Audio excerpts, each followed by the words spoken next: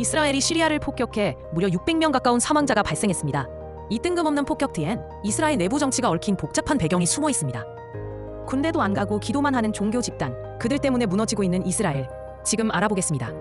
먼저 시리아 내전의 배경부터 알아야 합니다. 시리아는 인구의 75%가 수니파 무슬림이지만 소수 시아파 계열인 알라위파 출신 아사드가 오랜 기간 독재로 정권을 유지해왔습니다. 이에 반발한 수니파 중심의 무슬림 형제단이 반정부 시위를 주도하며 내전이 시작됐습니다. 무슬림 형제단 외에도 이슬람 극단주의 세력, 쿠르드족 등 다양한 세력이 복잡하게 얽힌 반군은 한때 시리아 국토의 70%를 장악하기도 했습니다. 하지만 정부군이 약해지자 반군 내부에서 주도권을 둘러싼 충돌이 벌어지며 전력이 스스로 약화됩니다. 이 틈을 타 시아파 맹주인 이란은 시아파 연대를 명분 삼아 정부군을 지원했고, 러시아는 부도강 확보라는 전략적 목적을 가지고 적극적으로 개입했습니다.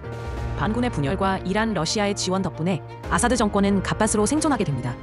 하지만 상황은 다시 급변합니다. 러시아가 우크라이나 전쟁에 집중하면서 시리아 지원을 중단했고, 정부군은 다시 전력 약화를 겪게 됩니다.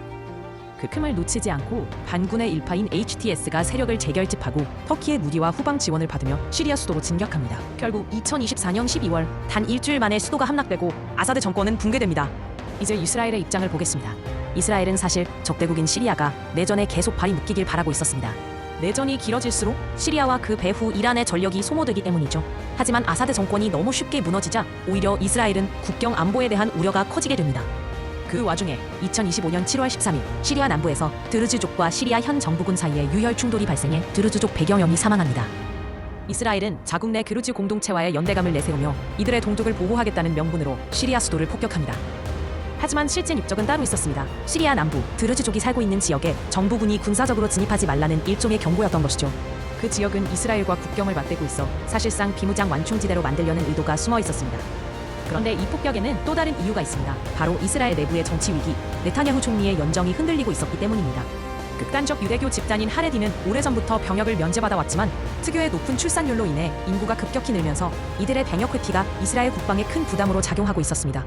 이스라엘은 병력 부족 문제로 하레디 징병을 확대하게 됐고, 이에 반발한 하레디 정당들이 연정을 이탈하게 됩니다. 지지율이 낮은 네타냐후는 연정을 통해 겨우 과반을 유지하고 있었기 때문에 이들의 이탈은 곧 정권 붕괴로 이어질 수 있는 위기였죠. 마침 시리아에서 건수가 터졌고 네타냐후는 전국 반전을 노리며 시리아에 폭격을 단행했지만 결국 하레디 정당이 추가로 연정에서 이탈하면서 네타냐후의 과반은 무너지고 말았습니다. 뜬금없어 보였던 이스라엘의 시리아 폭격은 사실 안보 전략과 정치 위기 탈출 시도가 겹친 결과였습니다. 하지만 정권을 지키려던 정치적 목적은 실패로 돌아갔고, 하레디의 병역 기피 문제는 여전히 이스라엘 내부의 가장 민감한 뇌관으로 남아있습니다. 시청해주셔서 감사합니다. 내일도 새로운 시각의 소식 전해드리겠습니다.